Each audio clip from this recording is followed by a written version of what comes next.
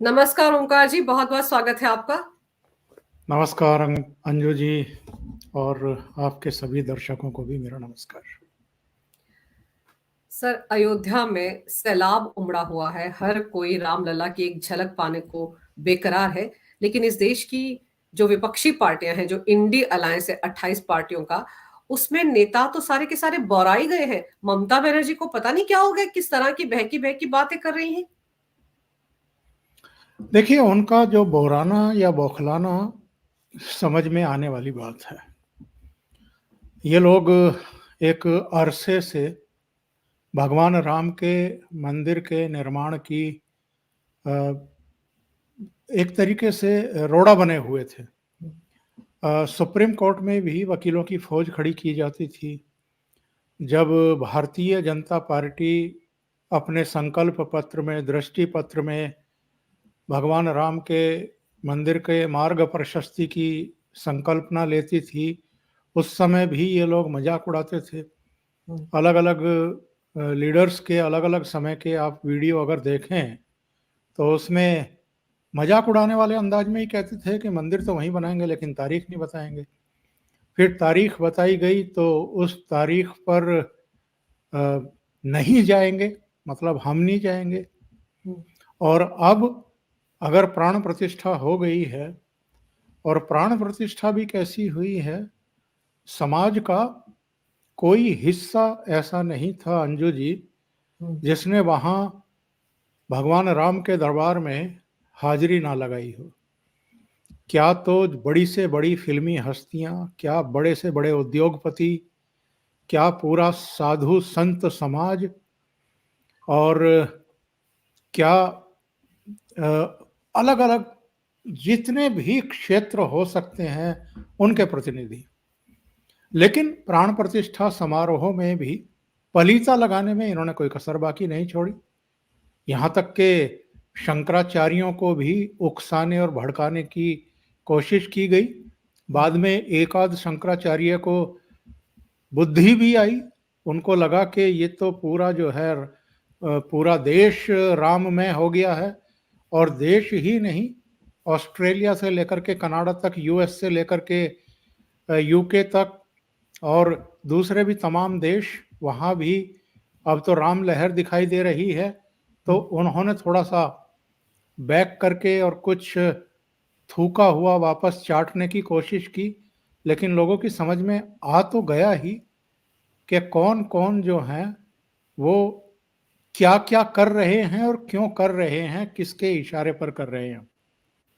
तो उनकी अपनी साख जो है वो प्रभावित हुई है, और तो किसी पर क्या फर्क पड़ना था। वो कहते हैं ना कि औकात समझ में आ जाती है, हैसियत समझ में आ जाती है, तो सबकी हैसियत समझ में आई।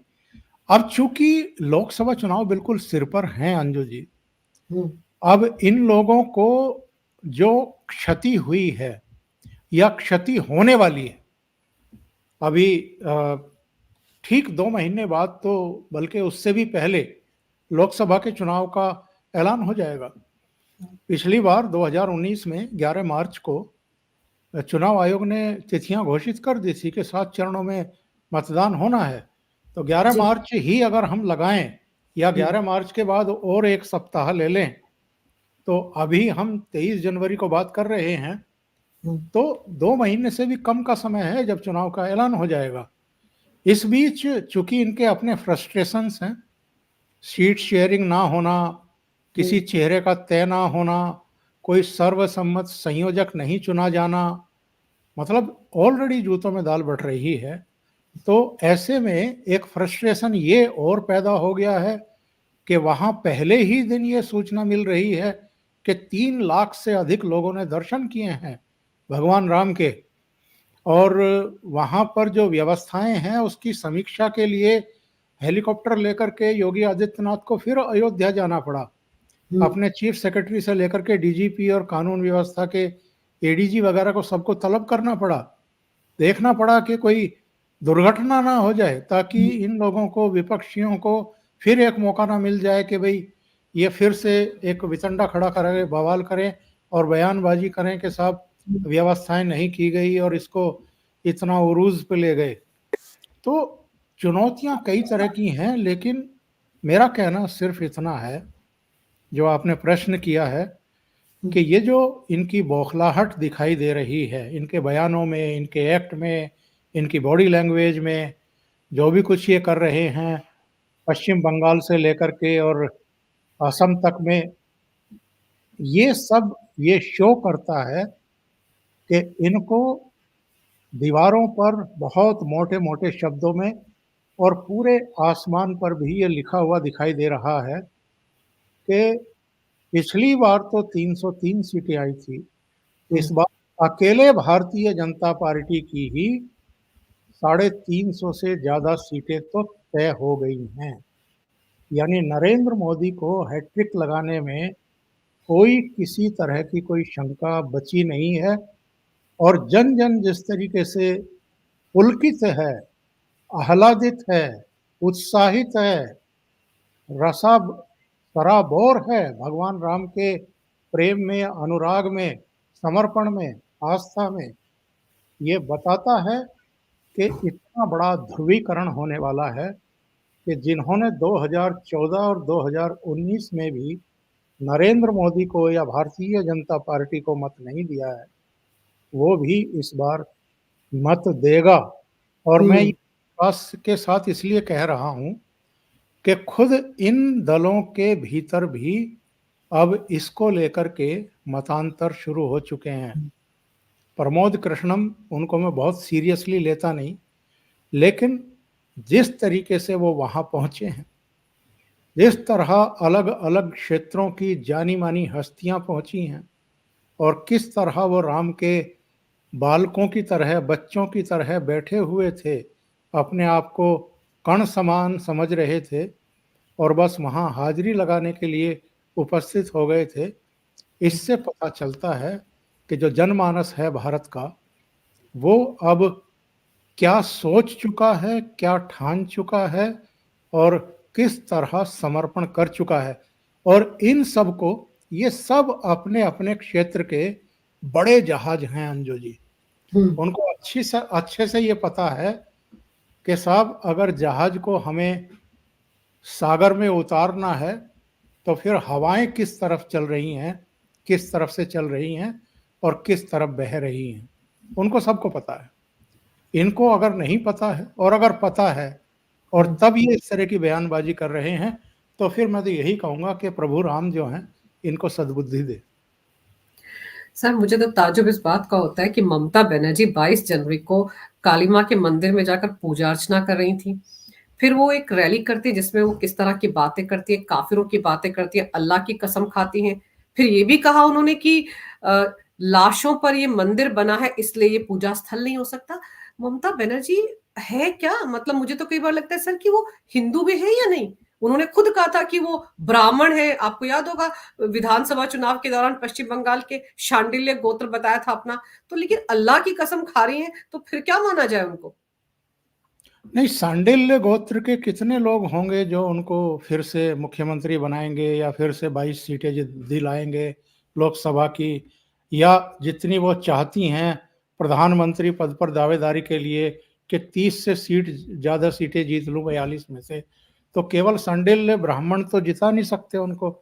तो इसलिए उनको अल्लाह की कसम इसलिए खानी पड़ रही है कि वो जो आजकल एक आशंका पैदा हो गई है, खास तौर से मुर्शिदाबाद की सागर दिघी सीट पर जो उपचुनाव हुआ था और उसमें जो कांग्रेस पार्टी का प्रत्याशी जीत गया था और टीएमसी हार गई थी, उसके बाद से ममता बनर्जी के तिरपन कांप रहे हैं।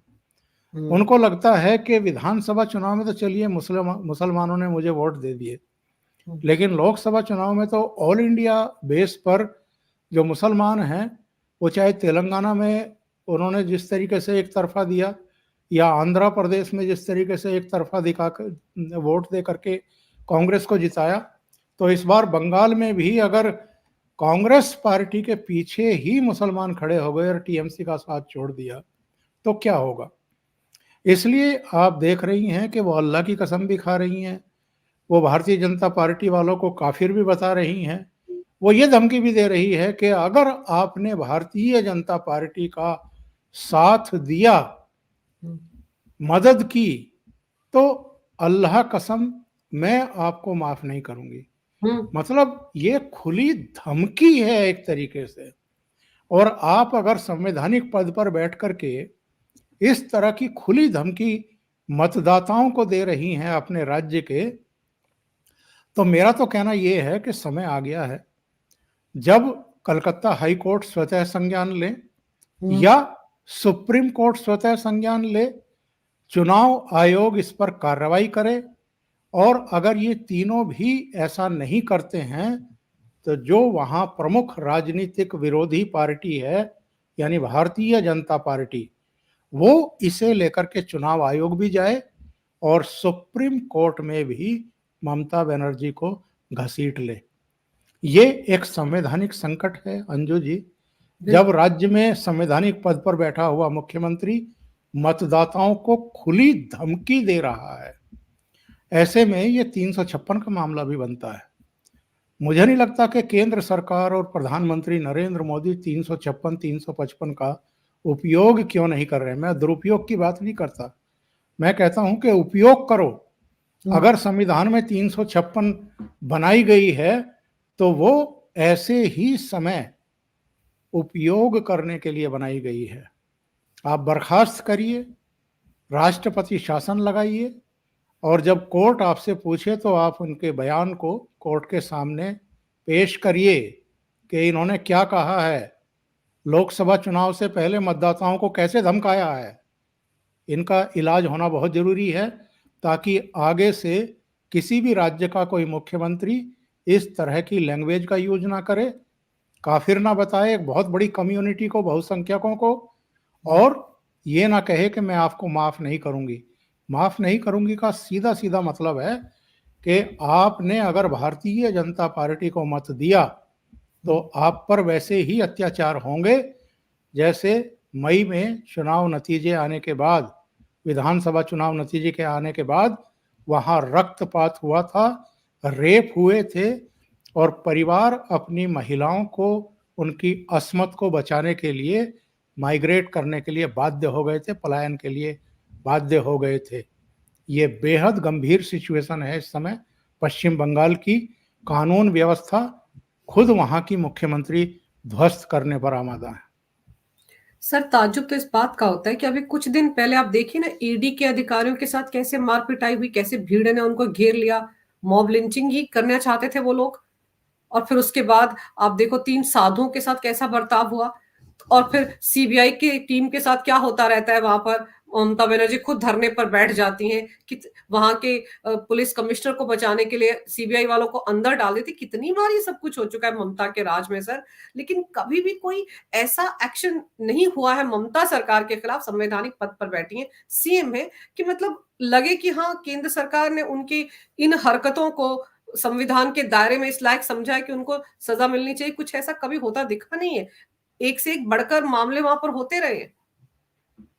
एक बार ये प्रश्न आया था अमित शाह के सामने, नरेंद्र मोदी के सामने तो नहीं आया था, और उन्होंने टालने की कोशिश की। इसका जवाब उन्होंने ये कह करके दिया था कि हम लोग तो उन पार्टियों में से शामिल थे जो 356 के दुरुपयोग का विरोध करते आ रहे हैं।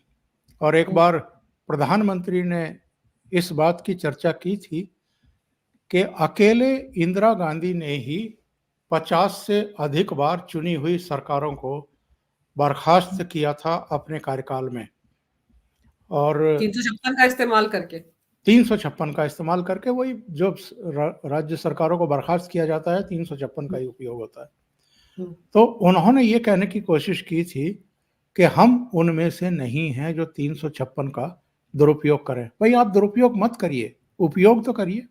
कौन आपको उपयोग करने से रोकेगा? और अगर आपको ये डर था कि साहब लोकसभा में तो हम उसकी स्वीकृति दिला लेंगे जो हमने बर्खास्त की कोई सरकार 356 लागू करके, राज्यसभा में नहीं होगा, तो राज्यसभा में भी ऐसे अनेक अवसर आए हैं। राज्यसभा में जब इनके पास बहुमत नहीं था तब भी इन्होंने 370 भी हटाई है। इन्होंने 3 तलाक विरोधी कानून भी पारित किया है। एनआईए का संशोधित कानून भी इन्होंने लागू किया है, पारित कराया है। ऐसे बहुत सारे काम हुए, सीएए पारित कराया है। ऐसे बहुत सारे कानून बनाए हैं जब वहाँ इनको बहुमत नहीं था, लेकिन चाहे उड़ीसा के मुख्यमंत्री हों, चाहे आंध्र प्रदेश के मुख्यमंत्री अध्यादेश हों, वाला मामला दिल्ली सरकार का अध्यादेश भी तो ऐसे ही पास हुआ था ना राज्यसभा में। तो आप जब तक न्याय का शासन लागू नहीं करेंगे, और आप अगर राजनीति, आप भारत के इतिहास में यही लिखना चाहते हैं कि प्रधानमंत्री रहते हुए नरेंद्र मोदी ने कभी किसी सरकार को बर्खास्त नहीं किया चुनी हुई को, तो अलग बात है। लेकिन ये काम ना करना, यानी 356 का उपयोग ना करना भी असंवैधानिक है। तो इसलिए आपको संवैधानिक दायित्वों का निर्वहन करना चाहिए। और अगर आपको ऐसा लगता है कि जो सेंट्रल एजेंसीज हैं उनके साथ भी मारपीट हो रही है, उनके काम में भी बाधा डाली जा रही है, सीबीआई के दफ्तर पर जाकर के मुख्यमंत्री खुद धरना देकर के बैठ जाती हैं, जब कलकत्ता के पुलिस कमिश्नर से पूछताछ के लिए टीम जाती है आप हंगामा करती हैं, आपके 3 मंत्रियों से जब पूछताछ के लिए सीबीआई उनको तलब करती है तो आप सीबीआई के दफ्तर जाकर के हंगामा शुरू कर देती हैं, रात रात भर आप धरने पर बैठती हैं राजीव कुमार को बचाने के लिए। और अब आप देख लीजिए अब क्या हो रहा है, किस तरह के बयान दिए जा रहे हैं। तो ये परफेक्ट केस है अंजू जी। और अगर अभी भी उन पर शिकंजा नहीं कसा जाता है तब मोदी सरकार पर भी प्रश्न खड़े होंगे। बिल्कुल सही कह रहे हैं आप सर, क्योंकि जैसे कहते हैं ना, इट्स हाई टाइम। कितनी बार ममता बनर्जी इस तरह की जुबान बोलती है लेकिन उनके खिलाफ कोई कार्रवाई नहीं होती, इसीलिए शायद उनके हौसले बुलंद हो जाते हैं। पर तस्वीर का दूसरा रुख ये है सर कि फिर इनको एक बैठे बिठाए रोने पीटने का, छाती ठोकने का एक मुद्दा भी मिल जाएगा। विक्टिम कार्ड भी तो खेलती है ना कि देखिए हमारे साथ कि मोदी सरकार ने क्या कर दिया। हो सकता है इस पहलू को भी देखा जा रहा हो अगर कार्रवाई उनके खिलाफ नहीं हो रही है।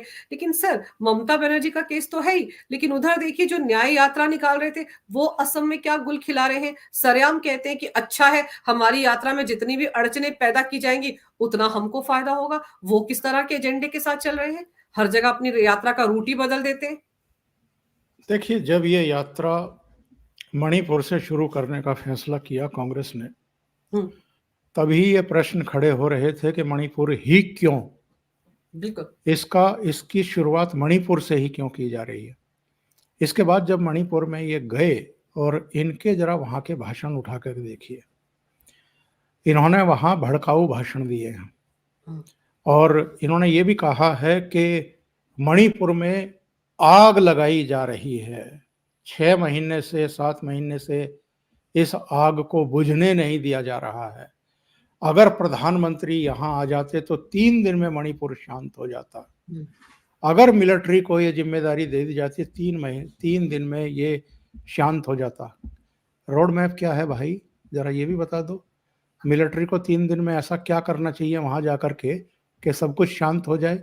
क्या जितने भी लोग वहां सड़कों पर उतर रहे हैं, मैतेई समुदाय के या कुकी समुदाय के, उनको गोलियों से उड़ा दे मिलिट्री जाकर के, रक्तपात करे?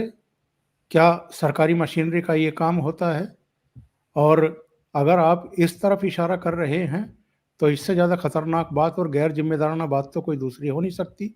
दूसरी बात यह है कि देश के प्रधानमंत्री अब कांग्रेस के और 10 जनपद के इशारे पर काम करेंगे। मैडम सोनिया गांधी बताएंगी या राहुल गांधी बताएंगे या मल्लिकार्जुन खड़गे बताएंगे कि प्रधानमंत्री को कहाँ जाना चाहिए और कहाँ नहीं जाना चाहिए और कब जाना चाहिए, ये सारे ये तय करेंगे? क्या प्रधानमंत्री आपके हाथों की कठपुतली है? प्रधानमंत्री आपके मोहताज हैं क्या, या आपने उनको प्रधानमंत्री बनाया है क्या? इस देश की जनता ने उनको प्रधानमंत्री बनाया है। उनको पता है कि उनको कहाँ जाना है और कहाँ नहीं जाना है। गृह मंत्री अमित शाह कई दिन मणिपुर में रह करके आए थे। इसके अलावा वहाँ कई और मंत्री गए हैं, जिनको जाना चाहिए था वो वहाँ गए हैं। आपके आदेश से प्रधानमंत्री काम करेंगे, जो आप चाहते हैं वैसे प्रधानमंत्री काम करेंगे। इस देश की जनता जैसे चाहती है नरेंद्र मोदी वैसे काम करेंगे।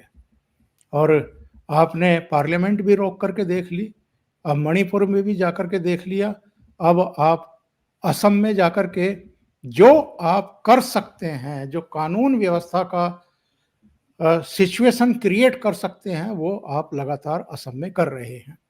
और ये आप क्यों कर रहे हैं, ये भी अब लोगों की समझ में आना शुरू हो चुका है।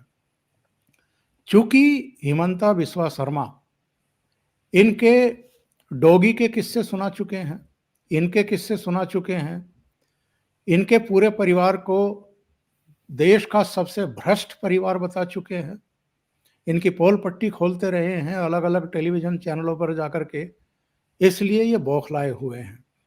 इसलिए ये न केवल हिमंता बिस्वा शर्मा के खिलाफ आरोप लगाते हैं कि ये सबसे भ्रष्ट मुख्यमंत्री हैं देश के, बल्कि उनके बच्चों पर एलिगेशन लगा रहे हैं कि उनके बच्चे भी भ्रष्टाचार में लिप्त हैं। ऐसा कभी होता है क्या?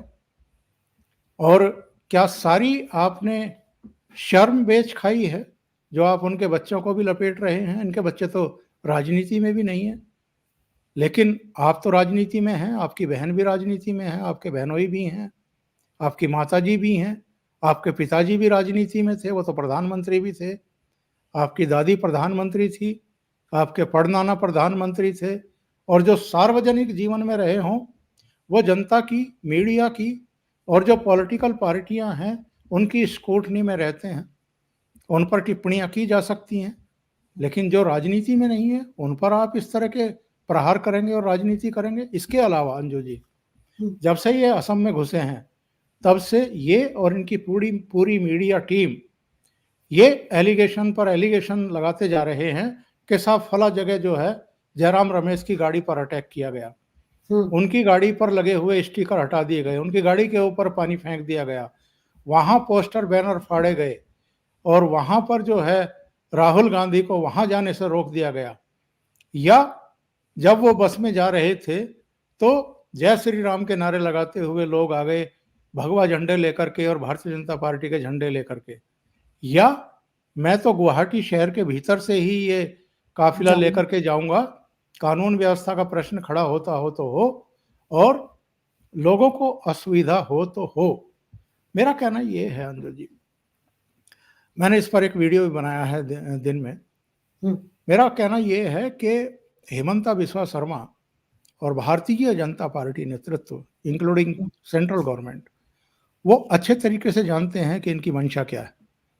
इन्होंने लोकसभा चुनाव से ठीक 2-2.25 महीने पहले ये यात्रा शुरू क्यों की है और ये यात्रा किन राज्यों से होकर के गुजरेगी और क्यों गुजरेगी ये भी सब जानते हैं। ये 15 राज्य जहां से ये यात्रा होकर के गुजर रही है, इनमें कुल मिलाकर के 355 लोकसभा सीटें हैं। इन 355 में से 2019 में कांग्रेस पार्टी को केवल 14 सीटें मिली थी। 355 में से केवल 14 सीटें। राहुल गांधी किसी भी तरीके से चीजों को ध्रुवीकृत करना चाहते हैं और असम इनकी बड़ी भारी दुखती रग है, क्योंकि लंबे समय तक वहां पर गोगोई साहब मुख्यमंत्री रहे और उसके बाद जब असम की जनता ने पलटी मारी, इनको बाहर निकाला, तब से भारतीय जनता पार्टी की सरकार है।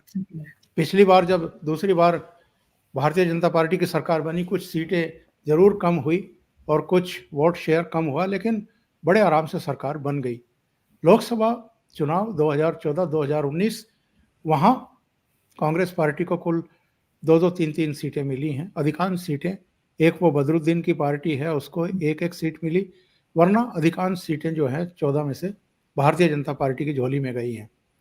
तो ये असम को किसी भी तरीके से वापस लेना चाहते हैं, वहां धारा बदलना चाहते हैं और मुख्यमंत्री एक ऐसा व्यक्ति है इस समय जो कभी इनके साथ हुआ करता था, इनकी पार्टी में हुआ करता था और जो इनके पिद्दी डोगी के बारे में बड़े किस्से सुनाता है और ख़ास मोहब्बत है राहुल गांधी और इनके परिवार से उनको, तो वो चटकारे ले करके इनके किस्से भी और इनके कहानियां भी सुनाते हैं। लेकिन मैंने दोपहर में कहा था कि कहीं हिमंता बिस्वा शर्मा, जो कांग्रेस, राहुल गांधी और इनके रणनीतिकारों ने एक ट्रैप बिछाया है, एक जाल बिछाया है, कहीं हिमंता उसमें फंस तो नहीं रहे। लेकिन आज शाम तक की वहां जितनी खबरें हैं और जो अब किया है हिमंता बिस्वा शर्मा सरकार ने, ऐसा लगता है कि हिमंता के जाल में ये ही फंस रहे हैं। अब इनके खिलाफ एफआईआर दर्ज हो चुकी है राहुल गांधी के। हिमंता पहले ही कह चुके हैं कि अगर इन्होंने वायलेशन किया तो मैं केस दर्ज करवाऊंगा और लोकसभा चुनाव खत्म होने के बाद 2 महीने बाद इनको गिरफ्तार कर लूंगा। तो अब राहुल गांधी वापस असम जाने से पहले 10 बार सोचेंगे। उनके खिलाफ केस दर्ज हो चुका है।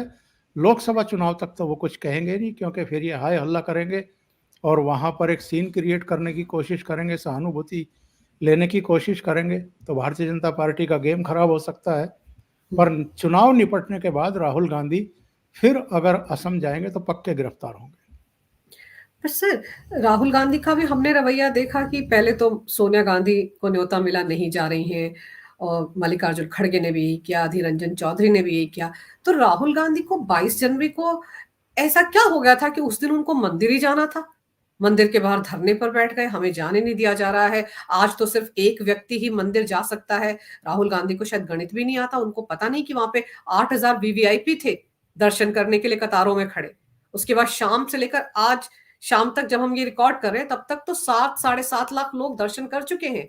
तो क्या मंदिर से जो इन्होंने दूरी बनाई थी, अब वो इनके लिए, मतलब इनको लग रहा है खतरे की घंटी है? क्योंकि इसीलिए शायद राहुल गांधी भी 22 तारीख को मंदिर जा रहे थे और ममता बनर्जी भी मंदिर जा रही थी।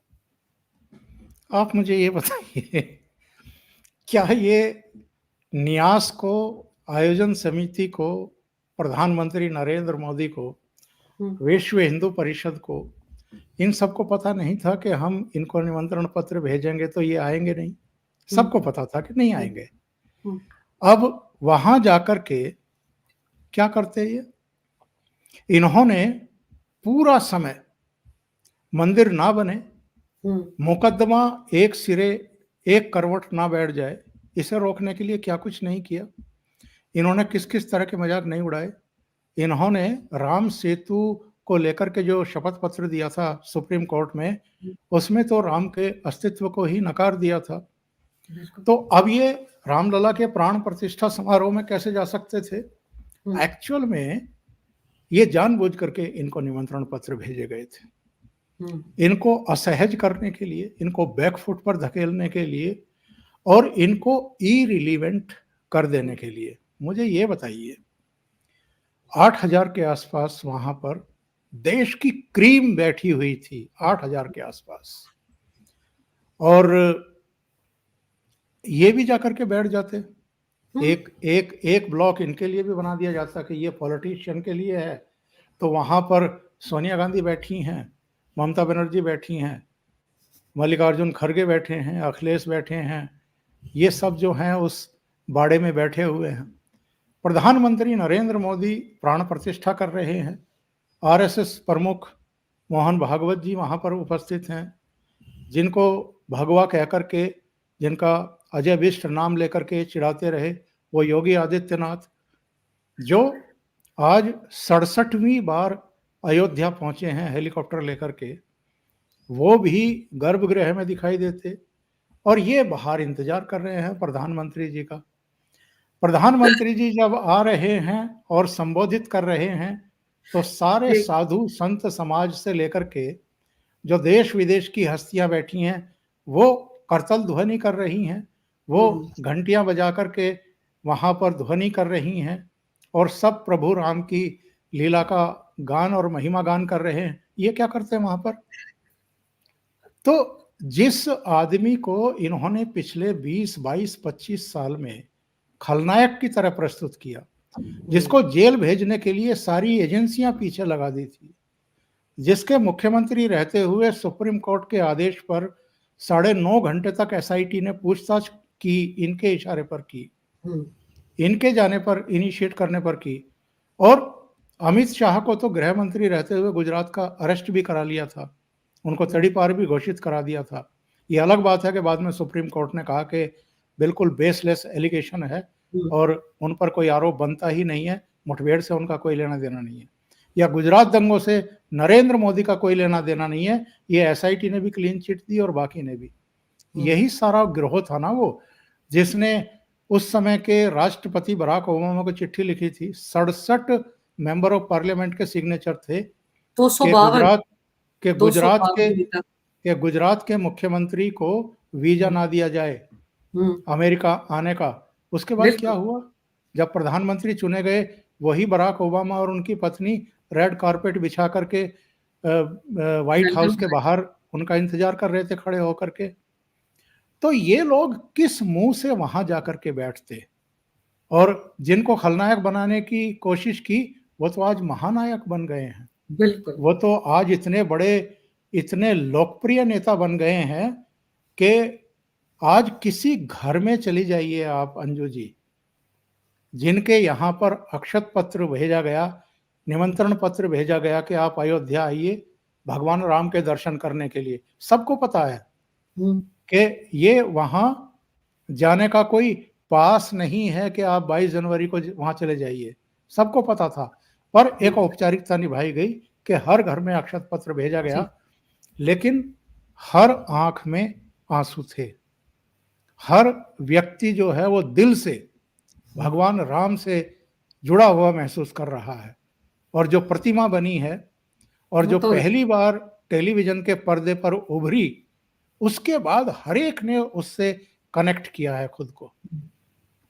और ये अगर वो चीज महसूस नहीं कर पा रहे हैं, अभी भी वीरप्पा मोइली किसी डॉक्टर के हवाले से बेशर्मी भरा बयान दे रहे हैं कि साहब 11 दिन तक कोई उपवास करके जिंदा कैसे रह सकता है।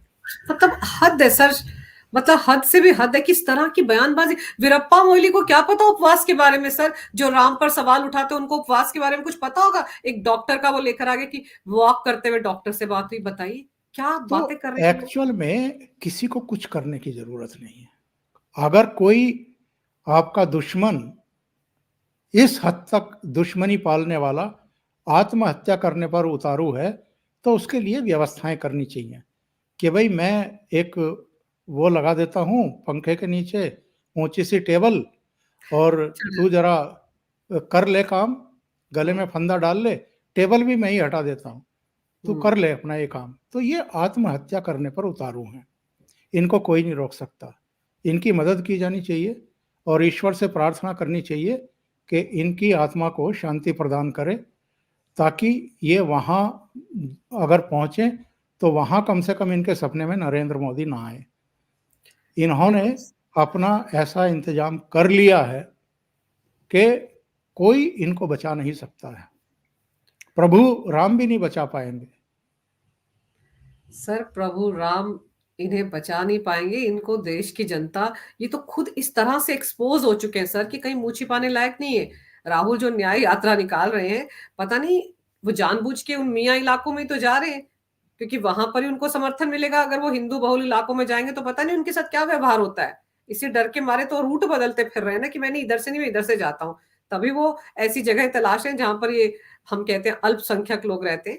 लेकिन चलिए, अभी तो ये शुरुआत है सर। अभी तो पहले दिन की खबर आई है कि 7 लाख श्रद्धालुओं ने दर्शन किया। अभी तो जैसे जैसे आंकड़ा बढ़ेगा इनकी छाती पर और मूंग दले जाएंगे।